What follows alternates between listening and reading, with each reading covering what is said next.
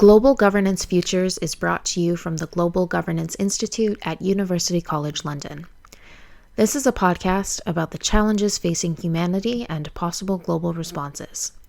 How does the world hang together? What has gone wrong? And what has global governance got to do with it?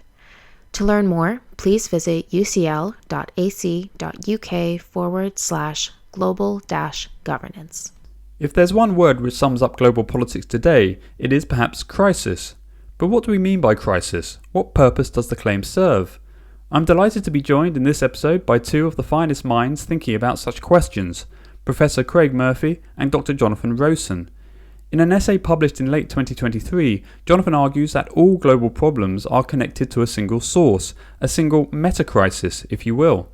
This is not the polycrisis made famous by historian Adam Tooze, but a rather more daring venture into psychosocial, dare I say, metaphysical territory, with profound implications for how we understand global politics. For his part, Craig has long been concerned with the predicates for securing peaceful coexistence. As they probe together in this inspired dialogue, is it possible that our complex global problems are rooted not just in structural violence, but also in a crisis in the way liberalism prevents us from seeing the totality of the present moment, and in so doing precludes the possibility of forging more meaningful solidarity? The challenge in global governance and the idea of metacrisis is that arguably they're both quite closely related to the liberalism's inability to see its own shadow.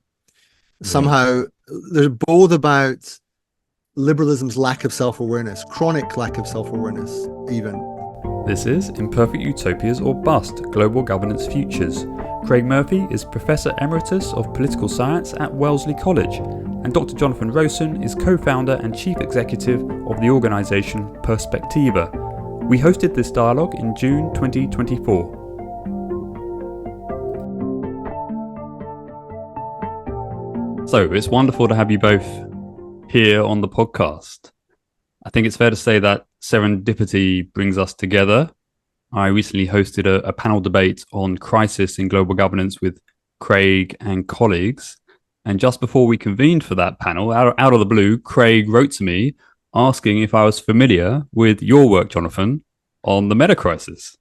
So an amazing symmetry, given our ongoing conversations, which I've really enjoyed so much. So I thought perhaps to start to get us in the zone for today's dialogue, I might just quote the passage from your essay on the metacrisis, which Craig shared with me in that email.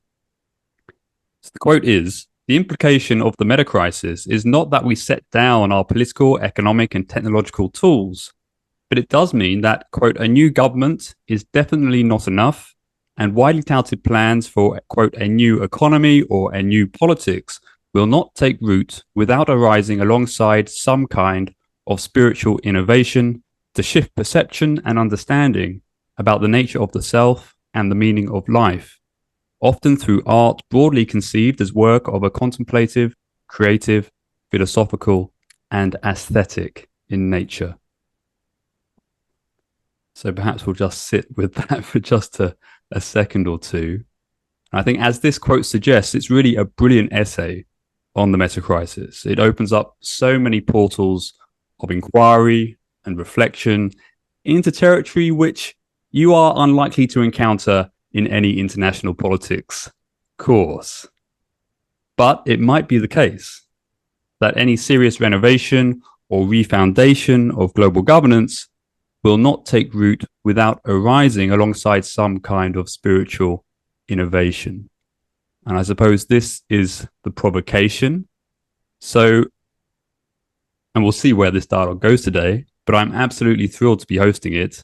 I consider Craig to be a bit of a Jedi global governance scholar, able to weave together deep history, philosophy, political pragmatism with a good sense of humor alongside all of that.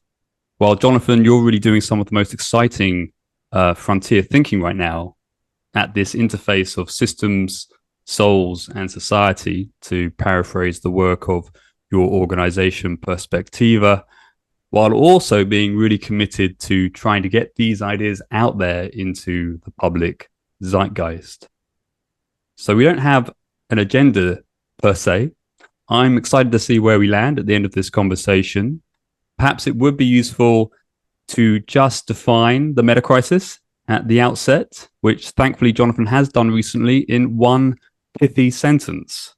Quote, "The metacrisis is the historically specific threat to truth, beauty, and goodness caused by our persistent misunderstanding, misvaluing, and misappropriating of reality."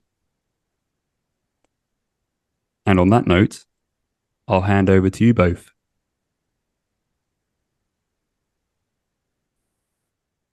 Well, maybe I could take a second and just say why I became interested in the metacrisis. I'd been, as an idea, I'd been in a dialogue with a friend of mine who is a Buddhist teacher. She's Kate Wheeler. She's also a novelist and a writer of a variety of things. She and I are both fellows of the Radcliffe Institute.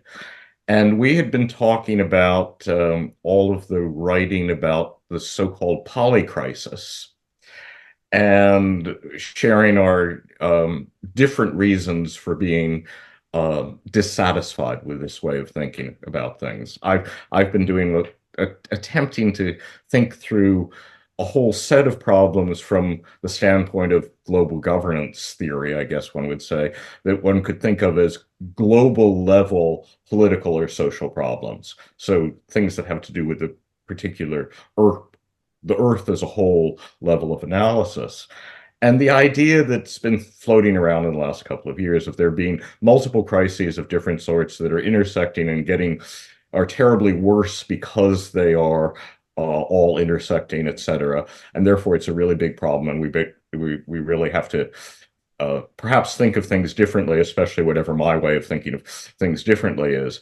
Wasn't something that was terribly appealing to me, and also seemed to be missing the point. And the same Kate had been thinking about the same thing, and she pointed me to Jonathan's work about the metacrisis.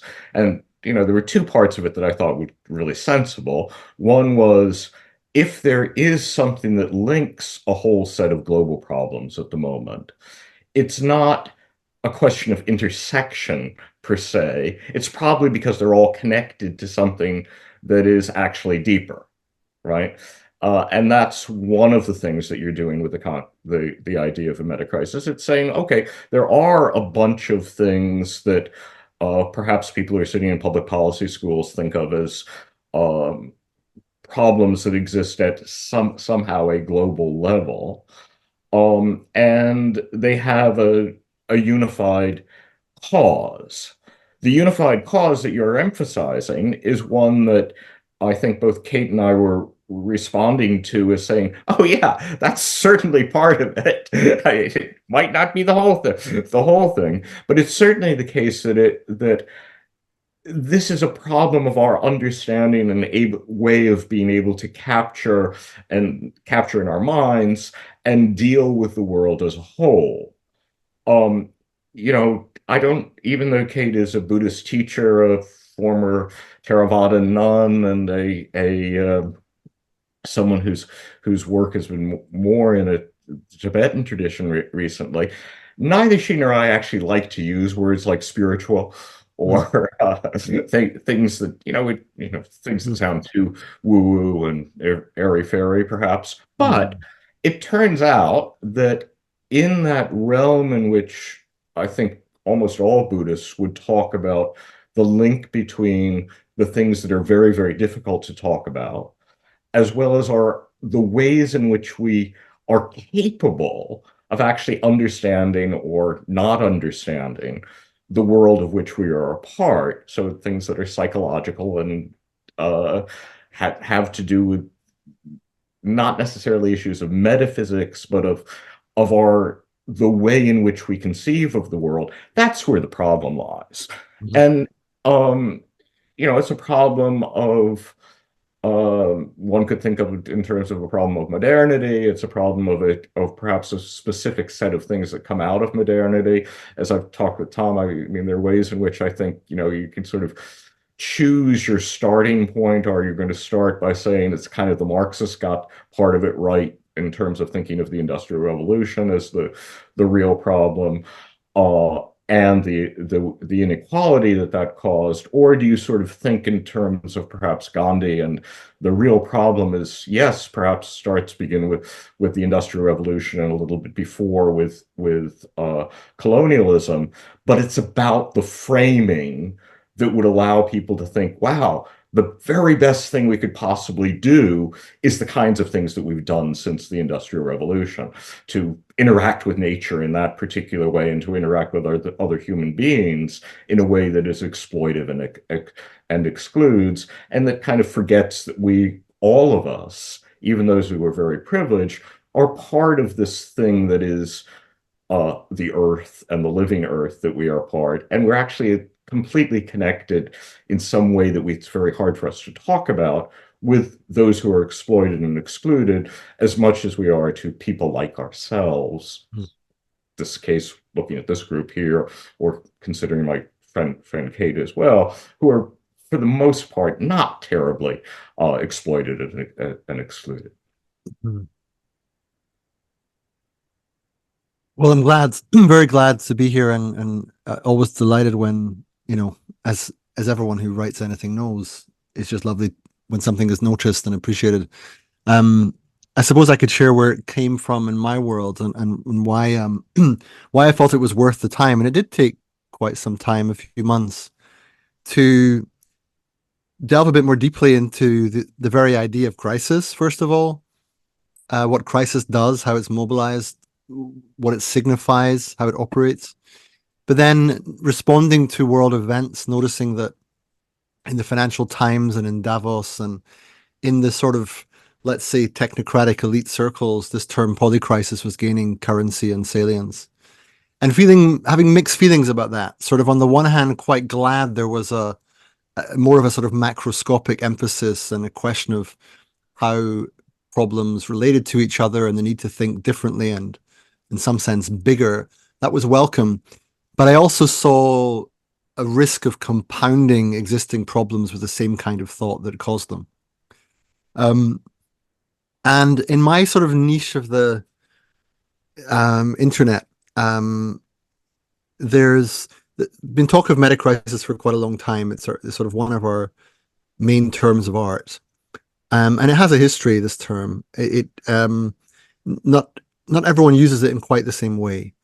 But what it does for me that's important is it draws attention to interiority and relationality to a much greater extent than polycrisis, which merely gets at multiplicity and obliquely to systemic effects.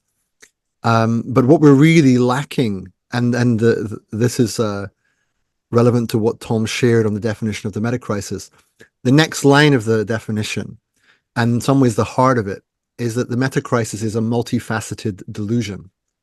And the word delusion is quite useful here, because I fully appreciate, Craig, that terminology can, set off allergic reactions in various ways, and people just won't listen beyond a certain point when the language is not inviting, or it seems somehow suspicious. But the language of delusion, I think, is quite powerful. I mean, it's, as you know, no doubt, in wisdom, it's one of the three major problems alongside greed and hatred. And some have argued, like David Loy, for example, that you can understand capitalism as a manifestation of greed, hatred, and delusion at scale. Or at least that's the shadow of it. Of course, I wouldn't want to say it was just that, but alongside the prosperity story and the innovation story, there's a lot of greed, hatred, and delusion going on. And it's also important that it's a multifaceted delusion, because it's true, I think, that what marks out the metacrisis as distinct from the polycrisis, one of the things that I go into, is that it appeals to people who feel intuitively that although the underlying cause may be very complex in nature and may have more than one kind of element, it's sort of ultimately one thing. That there's a sense in which there's a root cause, and not merely just many symptoms. And that's quite different from the polycrisis analysis, which sort of says we don't really know what the root causes are. We merely observe multiple systems that are struggling and dysfunctional, creating emergent properties between them that are leading to compounding, escalating systemic effects. Nobody knows what to do. We're all doomed. Not quite, but there's a little bit of that in the spirit of it. But what Metacrisis does is says, look, discern more carefully what is driving all of this. And the underlying cause, if you call it delusion, it's a way of saying that your relationship to reality is not right. Now, what exactly follows is a very far from trivial matter. You can't suddenly switch into the right relationship to reality overnight. You certainly can't do it for 8 billion people. But it gets at this idea that unless you're speaking to, or at least reflexive about, to some extent, the underlying purposes of national governments and indeed the global system, insofar as global system makes sense, let's say the operating logic or presumed purposes of institutional frameworks across the world. What is it all about? What are we trying to achieve? And it does get to a matter of the meaning of life, the meaning and purpose of life. So the challenge for me, and I think in this conversation, is that it's an epistemic stretch. It's also a cultural stretch to bring these things into the same conversation. To say that on the one hand, yes, there's matters of inequality and corruption and democratic breakdown and climate collapse, and there is a question of how international relations functions, and there are disciplinary frameworks to work with, and it doesn't preclude a discussion of those things. It merely says they should be permeated by questions of meaning and purpose. And if they're not part of the conversation, it's very, very unlikely that the analysis will lead us to improve the state of affairs in the world.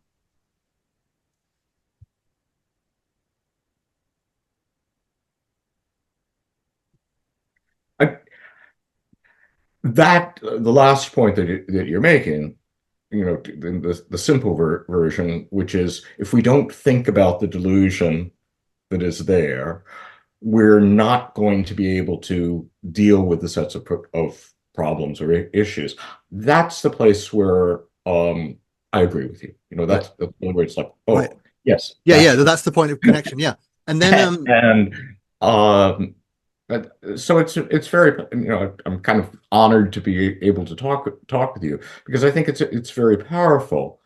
I am basically, even if I might be sort of a Buddhist, I'm basically a social scientist. Mm-hmm. I'm a social scientist really concerned about public policy. Mm-hmm. So I'm a social scientist who's sitting around thinking about a lot of those things that would, within this kind of analysis, seem to be things we spent too much time thinking about without thinking about the aspects of delusion. But on the other hand, I think that actually may be one of the, yes, that's where I'm coming from, but that may also be helpful to the kind of analysis that you're trying to do, because this, as a sort of social sciencey type person, I am pretty good at doing things like distinguishing. There are all these polycrisis things, supposedly different crises, etc. A lot of them we actually deal with quite well. Mm-hmm. And that sometimes it's actually a good idea to distinguish one from another. We have actually dealt much better with war.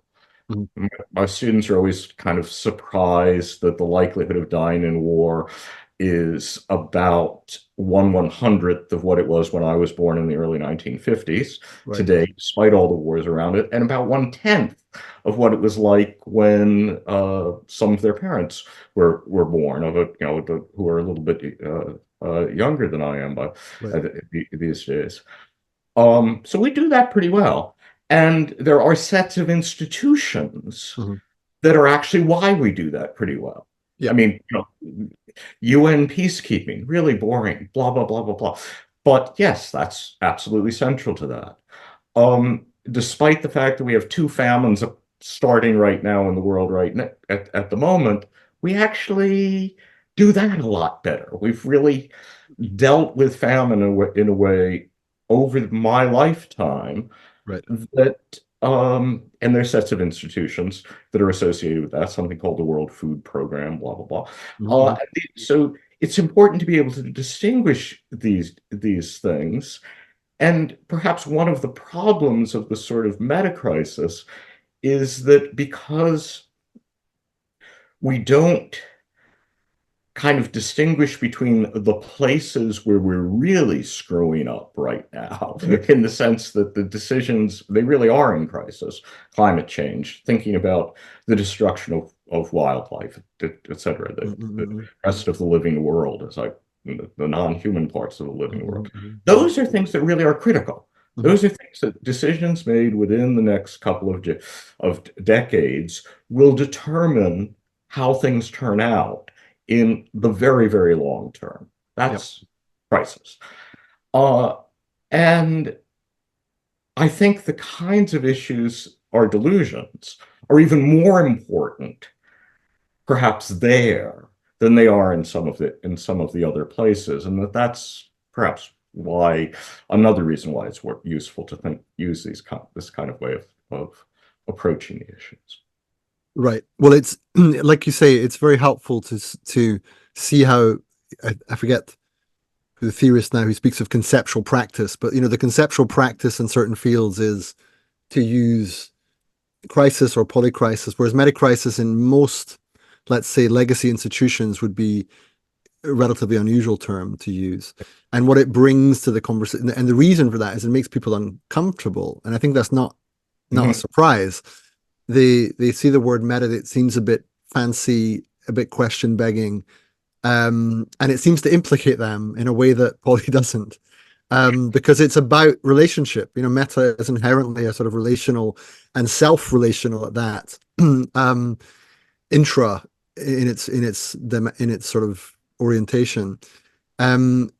So yeah, people hear it and they're troubled by it, which I find useful.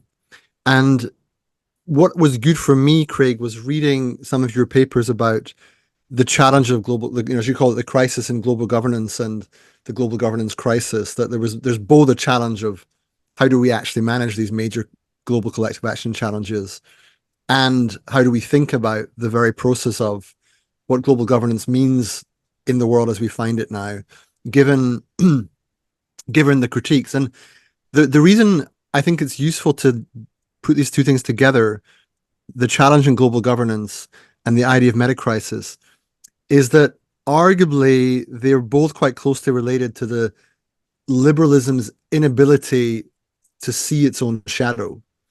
Somehow they're both about liberalism's lack of self-awareness, chronic lack of self-awareness even.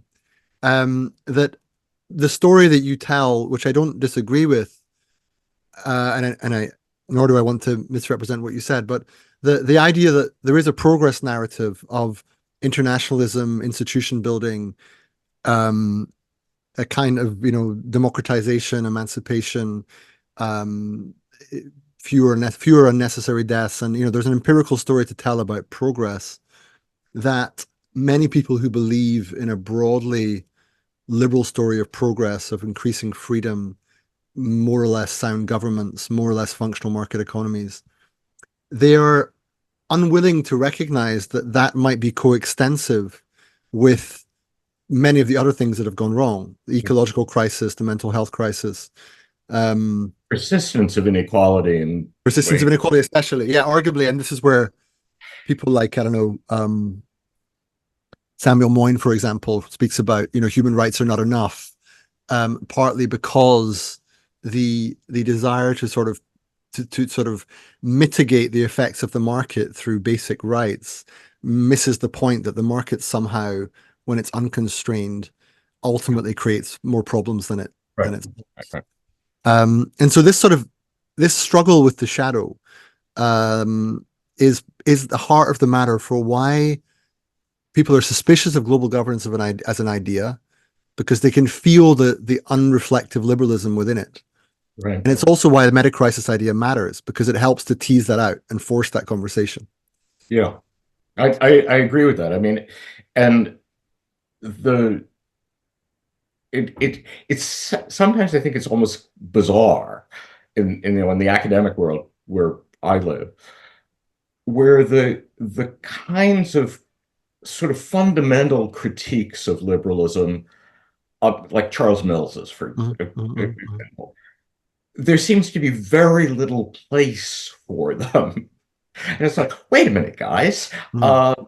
This is this is central to what the mess is that we're Yeah. looking at all the time. I mean, it was my institution last year. There was some attempt to do a small conference celebrating Charles Mills's ideas, right?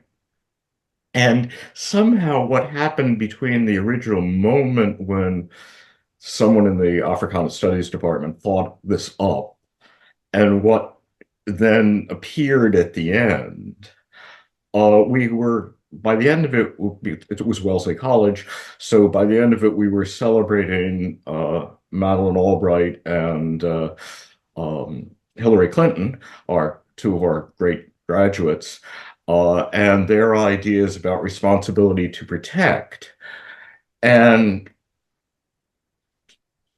Something went wrong. something went wrong. I still don't quite understand it, but I do think that there is this way in which it's so easy, comfortable to be non-reflective at all about the problems associated with the kind of overall liberal progress narrative. But you think that, as I say, I think of myself as somebody who actually kind of knows a little bit about the inside of that, and I can tell you the story, the progress stories. I really can.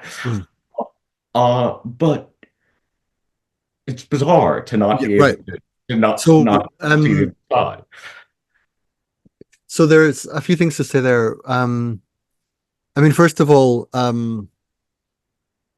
you know, I'm a how would I put it, a default liberal. You know, I enjoy the freedom of my life. I'm quite blessed to live in a more or less secure, more or less prosperous country. I have a lot of freedom. I get to pursue my life in the way I want to. I'm not out to bash liberalism for any reasons of animus or sort of political project, but I do recognize that it also brings with it this level of sort of it's endemic, endogenous lack of self-awareness. Like it's almost like the delusion is baked in by design, as if there are certain things you mustn't know for this to work. It's not quite, what was it, Ursula Le Guin's The One Who Walked Away from Homeless, or whatever it's called, where a great society depends upon the suffering of a child. But there's a little bit of that going on. It's like, there is, yes. It's like you're not really allowed to know that for some people, modernity is coextensive with colonialism and slavery and the use of fossil fuels through the Industrial Revolution. Yeah, actually, kind of for everybody. That's right. It should, at least it should be. But there's a sense in which we want, just as our economic model has trouble with externalities and likes to sort of keep them out of the model, it's almost like there's a kind of ideological externalities as well, that we sort of keep out these other ideas that are not allowed to be part of the ideological model because they threaten our sense of self and then our complicity in much that's happening in the world. But the challenge here is twofold. One of them is that in the UK, at least, and I'm guessing the US to some extent, the critiques of liberalism either come from quite strong conservative sources who often have fairly clear religious, even crypto-theocratic kind of views. Right. Like, for example, Patrick Deneen's work, I don't know him very well, but his critique of liberalism is often very powerful, but where it led was less than fully desirable for me. And I didn't follow where he wanted to lead, but I did recognize a lot of what he said about the problems of liberalism. He has a particular line about liberalism has failed because it has succeeded. And by that, he means the things that it wants to achieve, like, privatizing the idea of the good and allowing the market to be free, and global intervention to make other countries more like ours. All of these things have had indirect and unintended consequences that have led them to be harmful. But it doesn't point to any substantive vision that I would want to get behind. Similarly, we have a kind of post-liberal movement in the UK where the sort of main cultural heart of that is an online magazine called Unheard. And they present themselves in some ways as being post-liberal, but again, they're post-liberal, but without any obvious ecological sensibility. Interesting. And that's weird. I find that quite striking. It's like, for me now, in light of all the years of ecological education we've had, if you're not beginning from an ecological premise, at least as one, if not the main one, and it probably should be the main one, premise of your thinking, you are delusional, right? That's like for me, it's just axiomatic, and which is why it's very frustrating to have these conversations with people who recognize some of the problems with liberalism's shadow, let's say, but they don't necessarily want to go with you to first principles thinking about the ecological reality of planetary boundaries and indefinite growth on a finite planet, and all of these things that require a deeper reckoning. I find people tend not to want to go there. Yeah. I mean, one of the things, and I know from something that of yours that I've read, that you like the novel Ministry of the Future. I did. I like some of it, at least. So one of the parts of it that I thought was really quite effective in what I think was what the author was trying to do is when the Davos meeting is taken over by all of the people who then lecture to the Davos people with the critiques of liberalism. Yeah. And I thought it was wonderful in a variety of ways. One of it was, it just went through a whole series of, in brief ways, of all of these critiques, which have also appear in other parts of the novel. But the other part that I think is really important there is that particular action has no impact. Right. So that's one of the things that I kind of know as kind of somebody who's been spending the last 40 years in a variety of ways, not lecturing to the Davos people, but lecturing to the women who will be at Davos in 15 years. Right. And giving them all of those good views, and knowing that actually doesn't do anything. Right. And I think that's actually one of the great problems that we have now is that one can see you can see all of the critiques of liberalism. I also consider myself a person who's really friendly to liberalism in lots of ways. I've certainly lived a wonderful life because of it, et cetera, et cetera. I don't want to get anyway, but there is this weird thing where the critiques don't seem to go in. Yeah, I totally agree. And this is another reason to call it a metacrisis, right? Because it's so there's a few different aspects here. One is there's a great article. I think I forget the author's name, but I'll let Tom know and put it in the notes. But it's an article about liberalism's inability to narrate its own demise. I think it's it's in the Boston Review, I think, and it's maybe the second name of the author is Mann, but I'm not certain of the first. And he writes about the sort of liberal ship being one that depends upon the story of progress to keep going, such that if this progress story stops, the ship kind of stops. And so therefore the sort of contending with ecological crisis and inability to maybe regulate AI or democratic breakdown or inequality or whichever particular lens, might even be bioprecarity now and the perpetual risk of pandemics. But whatever it is, it struggles to go there.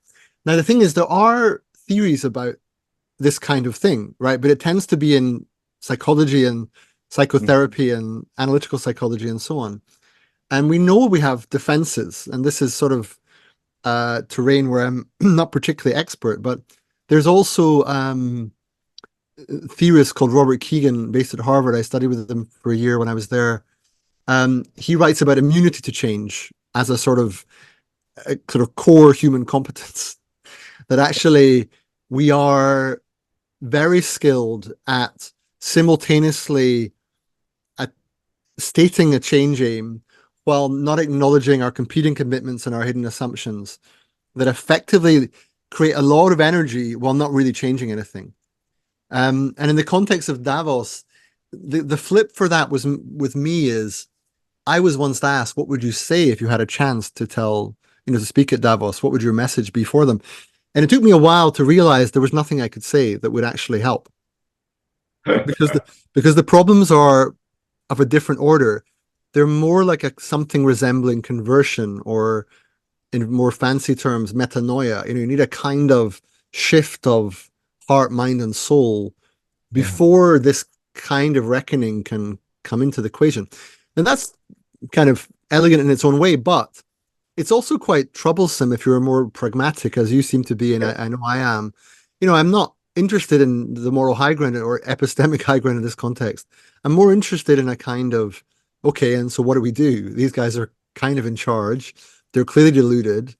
What scope do we have to either shift patterns of power so they're no longer so powerful, or find a messaging device or a practice device or mobilizing power in a certain way such that the message does get through the force field?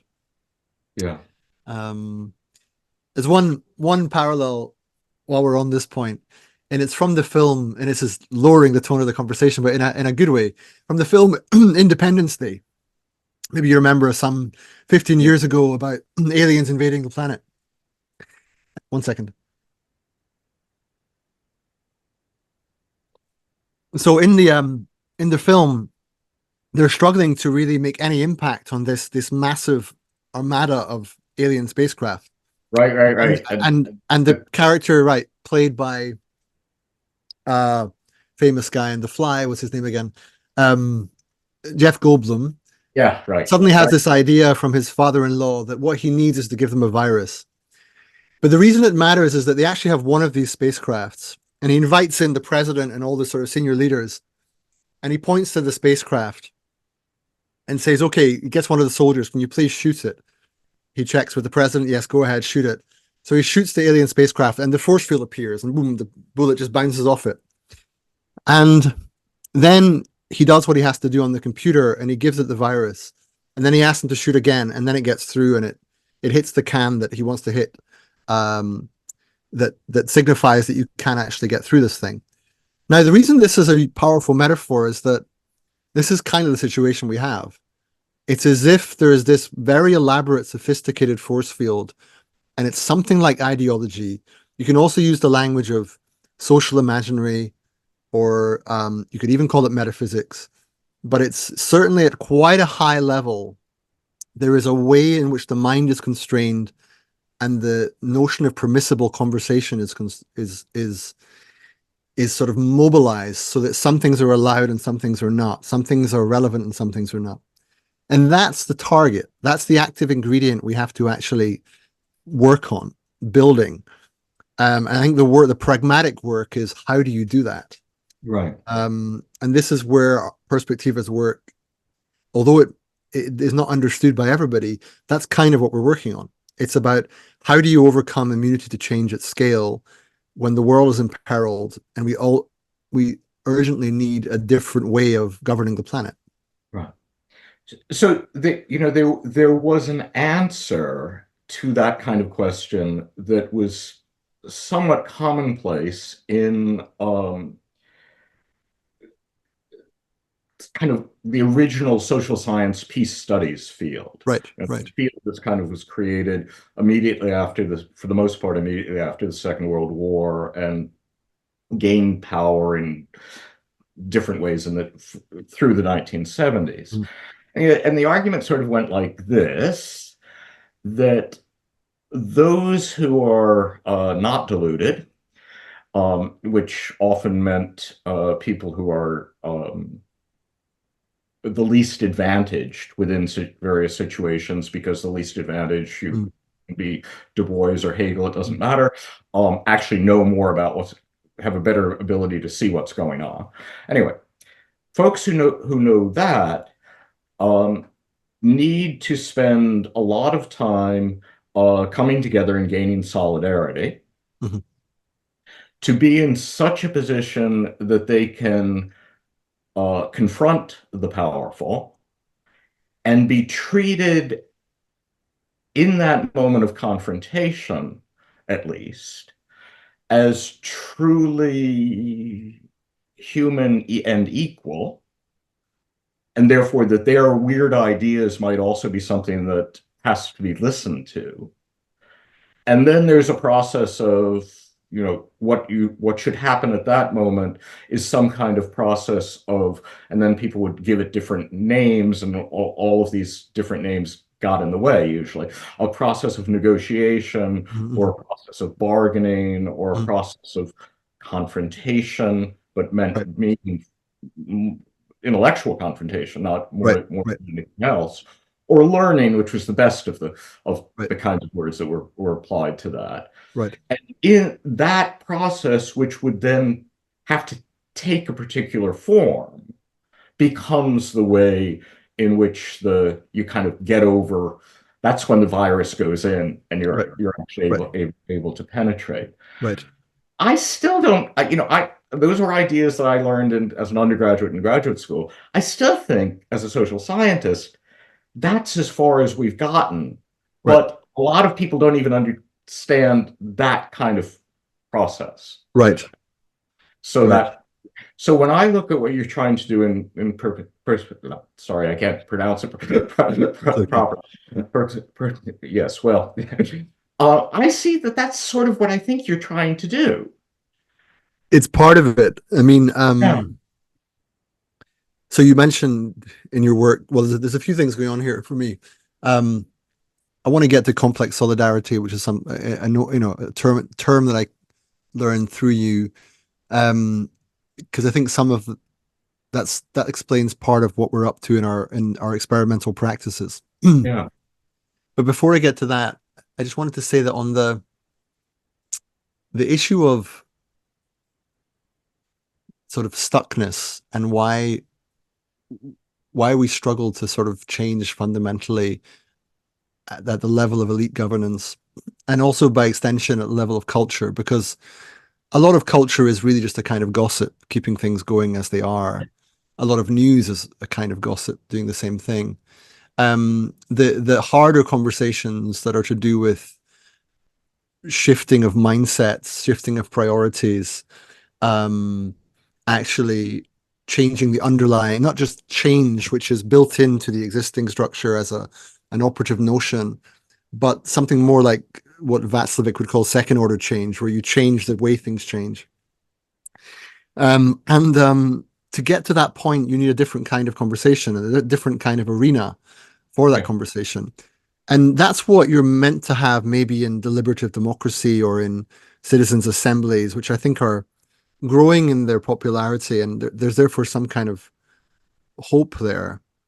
But to go a little further back, the problem we have is that what people do with the language of polycrisis, and what we can still do, what the sort of Davos people are still very able to do, is to analyze complex systems at scale, point to flows of capital and migration and so on, and see the big picture system. That's a kind of standing back sort of function. It's a capacity to disembed yourself from your context, and in that sense, it's meta. It's like looking, okay, this whole thing is operating like this. But what they're not doing is simultaneously looking beyond that construction, like what is actually outside and out with that. What's your cosmology? What's your story of the forces that shape that world? What's your metaphysics in terms of the underlying operating logic behind that system? Your theories of time and space and causality and meaning and value and consciousness, like how does that fit into your logic? But then also the looking within, it's like, where is this at the level of human interiority and psyche? How does the worldview you have permeate your sense of possibility in day-to-day life? And the reason those two maneuvers are not done is because there's something about the nature of let's say, the modern mind for shorthand, that hasn't really been in culture to do so. Indeed, you might even say that we've been educated out of it to some extent. That we've been taught that to think metaphysically and cosmologically is somehow to do a kind of deviant theology rather than just thinking from first principles. And we've been taught that to look into the interior is to do something in public that we ought to do in private. Yeah. And these two problems are why our public space is so diluted, because unless you have those two maneuvers alongside the standing back, you're going to end up with something that's a kind of dead system that doesn't actually reflect life as it is. And this way of thinking, I'm relying on one particular source, especially someone called Paul Marshall, who wrote a book called New Axial Vision, and he's speaking about questioning whether this might be a new axial age, that somehow these compounding pressures are, similar to something we've seen before historically, where there was a real shift of consciousness. Now that language again is close to woo terrain, but when you speak about shift of consciousness, actually, that's precisely vis-a-vis the Davos conversation what we're talking about. We're talking about some kind of major shift in perception, understanding, and imagination not among 8 billion people, because that's asking too much, but among a critical subset of global leaders, such that the vision of what's actually happening and what needs to happen is transformed. Yeah. And that's how I see the challenge. Yeah. So there are two things that I agree with the way you framed that, and I've learned a lot by that. The kinds of people that in some of the things the thing that you read that kind of go back to this old peace studies tradition. Right. They were good at thinking about one half of that, which was actually the interiority part. And they were recommending a variety of ways in which to negotiate and do things where you would get back into do the kinds of things in public that you would supposedly only be doing in private. And they're actually some really very practical sorts of things that look like this. And there's stories that various peace studies people will be able to tell you. There's a whole set of negotiations that took place prior to Camp David, where literally everybody who was at Camp David except the principals met many, many times, and the kinds of meetings that they had, and it were kind of led by social psychologists, the kind of meetings they had with each other were actually more about how everyone's feeling. Really the most important thing in life, and how do I fit in with this sort of thing. So those people kind of thought about that, but didn't really think about the more cosmological, I don't want to, which metaphysical, the larger frame within which our current frame works. They did think about a lot of the things that are depth psychologists, et cetera, actually know about. So that's kind of one part of something that I think I understand. The other part that I think I understand that's a little different from what you've suggested, those who are currently in power are not the only folks who can have these kinds of dialogues that will ultimately make big changes. Yeah.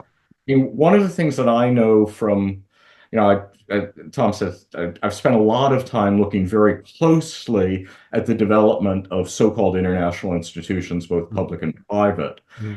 And in a variety of cases, the transformations that took place that actually became really important in one way or another were done by social movements who decided to create the institutions on their own behalf. Right.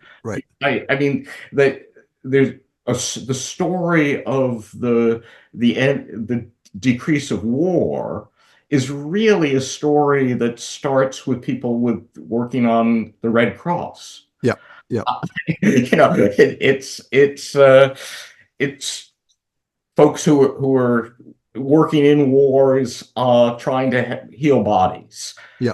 And the law of war, the law of war comes actually out of that, and Right. more than Right. anything else.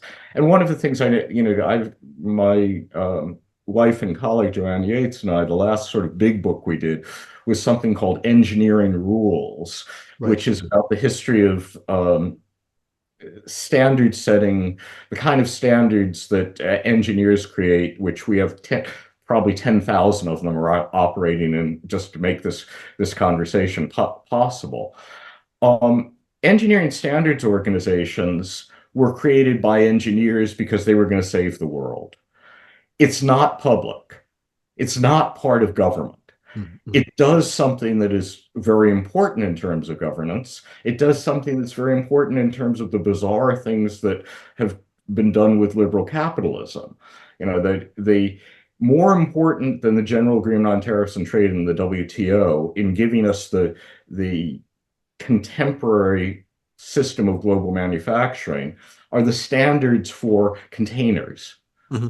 And that was just done by a bunch of engineers who are going to save the world and blah, blah, blah, and believe the liberal ideas and all of that sort of stuff. Mm-hmm. Those histories tell me, and I think this is true in your practice, that sometimes it's really good to just ignore the powerful, Right.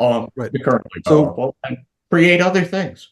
Yeah, I agree with much of that. So yeah, it's certainly a mistake to place all your hope in existing power structures and influencing the incumbents thereof.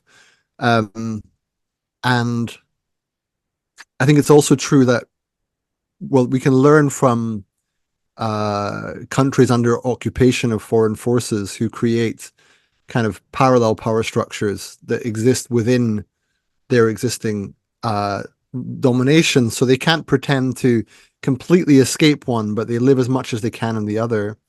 And sometimes those parallel processes, over time become the real thing and the others fade away.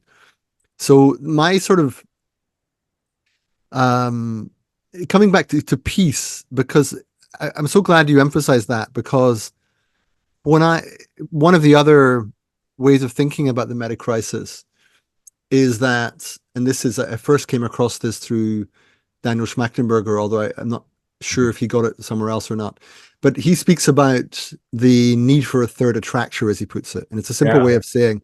But what's interesting about the language is that really, I think, although he doesn't call it as such, he's really talking about peace. I think right. Right, because the first attractor is something like collapse, right, driven by ecology, but in turn leading to mass migration, civil war, et cetera, and things unravel.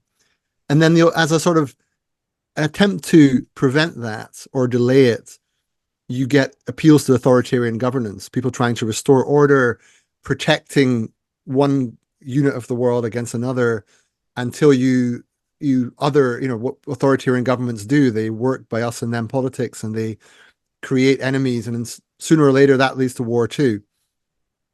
So the third attractor really is another way of saying, do we have a 21st century vision of peace? And the answer, I think, at the moment is, as far as I can see, not yet. Right? And it needs to be a praxis of peace, right? So it's theory and practice informing each other. And I think doing public conversations better is quite a critical part of that, because what I observe in the time of social media is that really democracies work quite well when you're surrounded by people that you agree with roughly 80 to 90% about, you have disagreements, but it's within a relatively narrow range. Maybe it's 70, these are spurious numbers, but the point is that you share a worldview in which roughly you're in it together to some extent, but there's some degree of variation depending on points of emphasis. Then it works reasonably well. And in most cases, that is in fact the level of disagreement. But the problem with social media architecture is it latches on to the 10 to 20% of disagreement, and it makes that dominate the public domain. So the public domain is not defined by predominantly a kind of agreeable disagreement, it becomes a very heated, sort of potentially subversive, destructive disagreement. Yeah. And I think for peace to stand a chance, that has to change. So somehow conversations can again be the right kind of disagreement, which is not based on projection and misinformation and fake news. And now, how exactly you do that in a world of, deep fakes and where it's very easy just to pretend to be somebody else, I don't know, but I do think that is the necessary, if not sufficient, condition. Well, I think you're probably right, and I think there's probably both a kind of praxis of how you deal with disagreement partial answer, which is we need to get better, more skilled at actually having dialogue with people who truly have fundamentally different ideas from our own. That's one. The other is probably more truly, kind of hardware, closer to, or hardware and AI software, which is trying to figure out how to create an internet, a kind internet, which, I know that sounds crazy, but there are people in the engineering standards business these days. There are people who are trying to do that in a variety of different ways. There are people in the Internet Engineering Task Force who are trying to think about how human rights can be put into the system as a whole. I think that's actually not going to work, but I have critical views of some of these. Right. There are slightly nuttier people, but still working on this stuff that I think have some better ideas. There's actually an ISO, International Organization for Standardization Committee meeting right now that's trying to work on what they call the standards for AI contributing to conflict resolution. And it's, like many of these standardization committees, what really goes on in the standardization committee, the most important thing isn't the standard that you actually generate at the end. It's spending 4 years of having a lot of really smart geeks working on a particular type of problem. And that sounds like a problem that's closer to some of the things that I think might be interesting in terms of creating an internet a kind internet. Anyway, there's some more. There are a few more things like that out there, but there are people. There are people trying to even think about the technology side of it, the hardware and software side of it. But there is just this other side that even somebody like me can think about, which is how you have dialogues with people who you really. Yeah, and for my part, I think it even goes beyond dialogue. I mean, of course, I'm a big fan of dialogue in general, but when I think we're entering a phase where the public space is so contested that we're looking for forms of practice that aren't simply conversation, but are in some sense more creative in the way that they connect people, so that you can allow people to, first of all, form express their opinion by locating their body in space, in a room, and then observe what others do and what makes the others move before you get to any words. And I also think we have to think about the power of metaphor and getting people to understand the way that words work metaphorically and the impact they have on your sort of moral intuitions and so on. And we perspective. Yeah, just to say, Perspective has been experimenting with this in something called the anti-debate, which is a process we created over 3 years. It's still a moving feast, but we've reached a kind of form of it now that seems to work, but it takes about 3 hours to do it. And it's something we hope will begin to be replicated and so on. But no one thing is the solution. It's just that I think the spirit of experimental social practice, experimental relational practice, is kind of necessary, coming back to Yeah. The famous Buckminster Fuller line about you never change things by challenging the existing reality. You have to somehow create something new that makes it obsolete. And that's true, I think, even of governance. I think it's true of many forms of educational practice. Um, and I don't particularly despair in that sense, because when I think only intellectually and rationally, I see a world completely out of control with no adequate countervailing force heading for a kind of collapse. But it's not what my heart tells me. Like, I sort of feel more deeply that at a more fundamental level, to say we'll be okay is an overstatement, but I don't sense that things are ending. I sense that we're heading into a very turbulent period, and it's not obvious to me we won't find some way out the other side. Yeah, I agree with you. I do kind of wonder, I'm an old guy compared to you. But I do kind of wonder which set of things those who get to the other side are going to have to spend most of their time dealing with. Right. And I would prefer for people of, my grandchildren's uh, age to not have to deal with the world in which the temperature has gone up 3 degrees, but that's the world, if we're going to predict, that's the one that looks like it's going to be there, and that's going to be a lot more difficult world Yeah. Yeah. than another, Yeah. other possibles. And I really, yeah. But I do agree with you. I actually think human creativity, our ability to think and feel through Mm. things, is much, much more um it's underappreciated. Yeah. And And yeah. just to say, Craig, that it's kind of your thought in a way, although I've come across it before when I was thinking about peace a little bit. It came up a few times that but you mentioned it in one of the papers you shared with me, that the nature of a peace agreement often has a very surprising quality.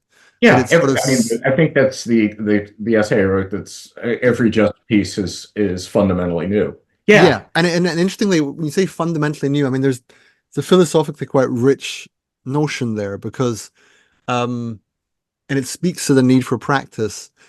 What I mean by that is, people are quite familiar with chronological time of one thing happening after the other. Most people are even quite familiar with kairotic time, the sort of sense of a kind of culmination of meaning and purpose leading to some major moment of revelation or decision.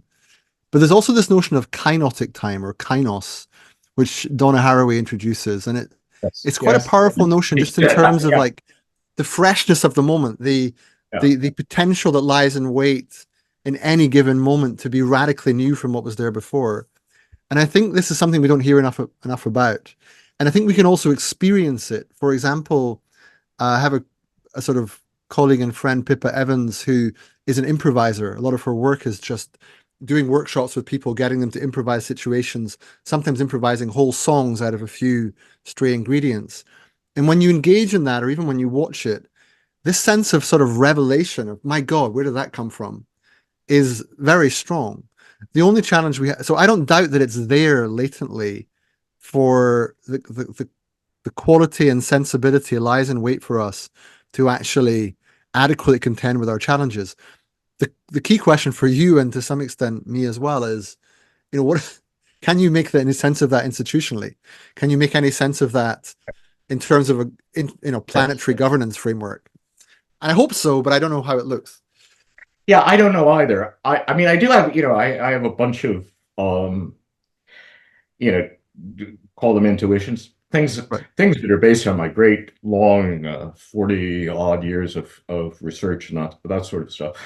I think it's more important right now to be thinking about and looking at what's going on within social movements than it is pretty much anywhere else, Right. even than within epistemic communities. Mm-hmm. You've written one thing that I think is quite lovely about, and humorous, but exactly right, about all of the great climate reports that we've had, Yeah. one after another, one after another, one after another, Yeah. and which are epistemic communities working at their very best. Right. But the real puzzle is, how come nobody's actually tried to figure out why nobody's listened to any?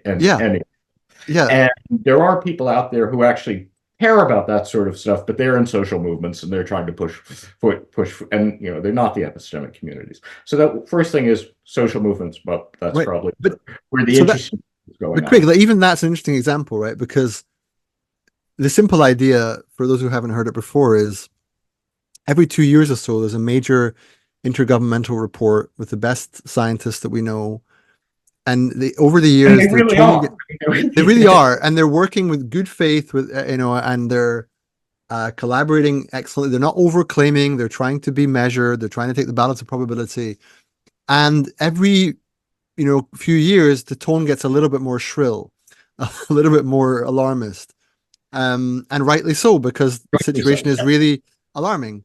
But what I find very striking is that people are not willing to go meta, let's say. They're not willing to actually say, okay, we recognize that things haven't changed.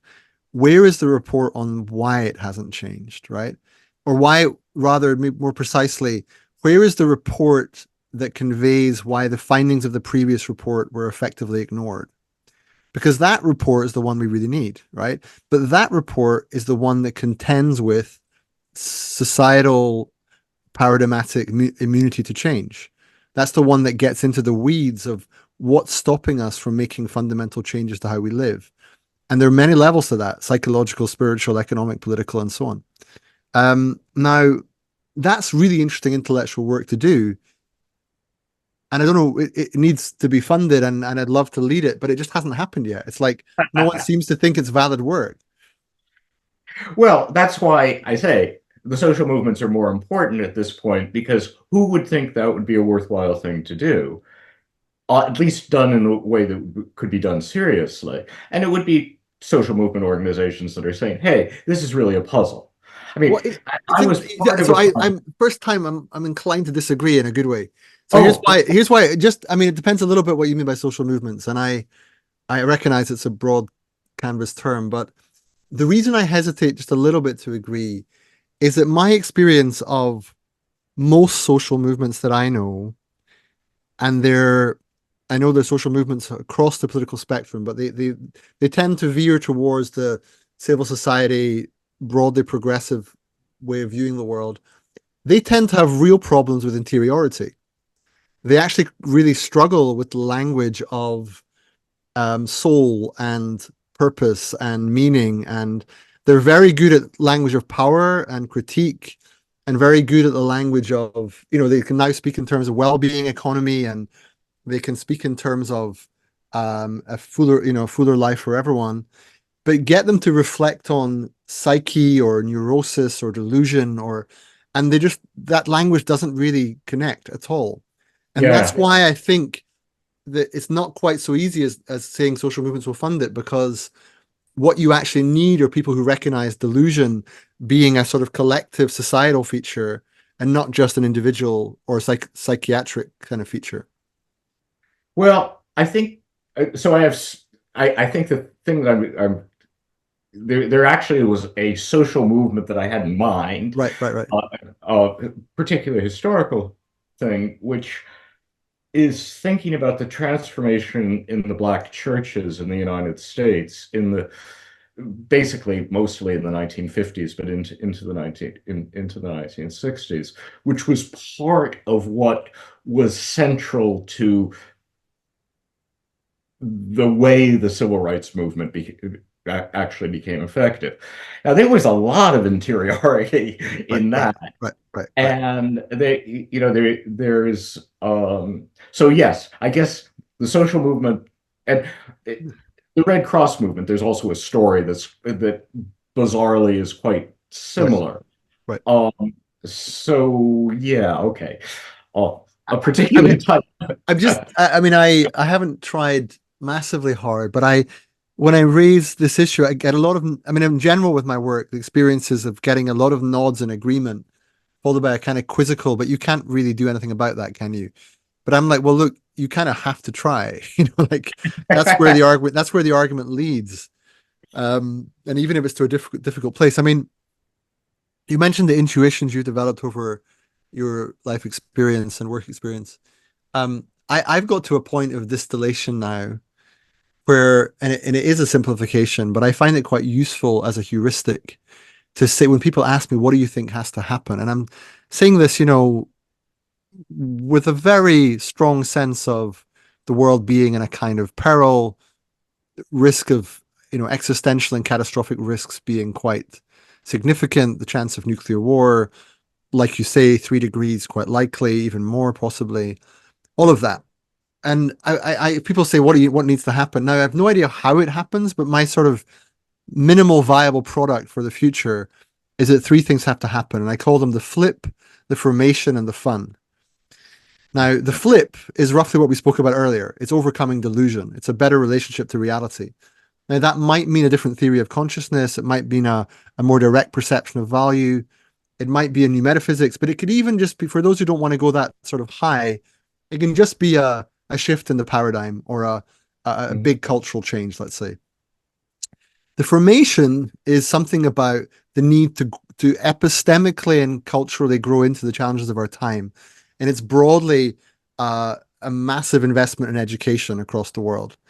It's a requirement, right? So Bildung or Padilla or these kind of terms to do with the need to deeply invest in the fact that we don't yet have the capacity intellectually or even in terms of skills to adequately contend with the challenges of our times, and we need to grow into them and invest in them. So that's the formation. And then the fun is a slightly playful way of putting the need to what's called throwing a better party. In other words, if you're not content with the political economy as it is and the consumerist trance that it places us all in, you need to throw a better party, by which it means you need a different story of political economy. Now, what that means more technically is it's a post-growth economy. I do believe we need to get to a point somehow, and it's not easy, at least in what's known as the developed world, whereby we're no longer seeking indefinite economic growth. Now, the economists tell me this is a very far from trivial challenge, and there are many problems on the way, and that's before you get to the politics of it. So I'm not claiming it's easy, but I think, thinking logically, I've come to the view that my assessment of technology is that we're not going to have adequate technological innovation to be able to contend with ecological collapse quickly enough. So therefore, we do have to think about reducing aggregate energy demand. And from that premise, these points follow, that you need something like a new economy, but you're not going to get that unless you've had something like the flip. And the flip is very fragile unless you have something like formation. And unless you have the formation, you don't really have a viable societal purpose that holds us together. So my view is you need the flip, the formation, and the fun as the sort of underlying operating principles for new planetary governance frameworks. But how exactly we do that, again, is a new project. Well, yeah, okay. I have some ideas about how okay, great. At least the formation of the fun can be done. Right. Well, do tell. Yeah. No. I think we might have to leave some of this for Sure. Next time, if there is a next time. But because I have a feeling we're getting Sure. Yeah, I think we're getting to the point where we're probably we let Tom take us away. But yes, I think I can tell you a little bit about the flip and certainly the formation. Right. Our poor economist friends, many of my best friends are economists. Right. The growth thing obviously is a delusion. Right. I mean, this is like one of the most it should be a lot easier than many economists think. We know that, and you sometimes see this even in some economists' writing. I mean, Paul Krugman has a couple of times has pointed out that Japan has been in a terrible situation for almost more than 20 years, actually, where the economy really isn't growing. But if you go to Japan, the quality of life seems pretty damn good. Sure. Yeah. How could that be? Right. Well, maybe they figured out how to have the fun without. Yeah. So, yeah. Anyway, that just simple sort No. of. And just to, that point about the difficulty of really accepting that growth might be part of the conversation. I noticed that if you begin the conversation there, it doesn't always end that well. No. It's one of those kind of toxic or contested areas where it's hard to see a way through. I think you need to begin more generally about what is your assessment of the ecological emergency facing the planet, and what is your pathway story of how we begin to deal with it. And I think there it's quite hard not to come to the conclusion that although it's not a panacea, reducing aggregate energy demand cannot be off the political table. It simply has to be one of the options available. And it's even one of the more promising and actionable options once you accept that there's more to life than indefinite economic growth. And once you accept that you can build a political case for that. But I think the political case for that depends a little bit on the spiritual and cultural change that comes about from the flip. I think there's no question that the things that you're talking about have to be at least simultaneous. Yeah. And it might even be a bit of an order, which is even more frightening. But yes. No, it's almost impossible, but it's kind of good to know the parameters of the impossibility somehow. Yes, I agree. So yeah. Okay. Tom, we should probably give it back to you because you've probably got more than enough stuff here at this point. Well, don't stop on my account, but I'm mindful of your time, and I do hope we'll be able to pick this up again. That last line there, the parameters of the was the impossible, was it? Yeah. Sounds good. That's great. That might be the title of the episode. Right. Yeah. I'd just like to say what a fascinating, beautiful conversation. Yes, I suppose it is now time to draw this the Kainos time to a close. But I think this has been a great showcase for the value of bringing these debates on the metacrisis and global politics, global governance together, which is pretty uncharted territory. So it's good to be pioneering in that direction. And there's been some really, really wonderful insights along the way. I mean, what would the world look like if we all took ownership of our ideological externalities? And keeping in mind that much of our audience is young, and indeed my students, this is sort of compulsory viewing for them on the global politics course. And I think a lot of young people do sense that something is stuck and deeply wrong, but struggle to find the apparatus to make sense of that. And again, so perhaps the answer to some of these deep questions lie within a reflection on interiority, as much more so than, say, in the warp and weave of external events, which of course is so magnetic, and we're always being pulled out into the external. So, gentlemen, we will leave it there. I do hope we will have another opportunity to pick this up. Great. Well, thank you. Thank you very much for convening it. Together. And Jonathan, I'm really honored to meet you and have a chance to talk with you. Well, thank you so much, and likewise. And I hope to get a chance to speak particularly about peace some other time, because I know you know more about that than I've forgotten. But I'd love to. I'd love to know more about that. Yeah. Great. Thank you. Brilliant. Thanks a lot. Until next time. Thank you. Thanks for tuning in to Imperfect Utopias or Bust, Global Governance Futures. If you liked this content, please do leave us a comment and subscribe. If you're new to the show and you want to get a list of our favorite books, other resources, listen to past shows, and to join our community, go to ucl.ac.uk/global-governance.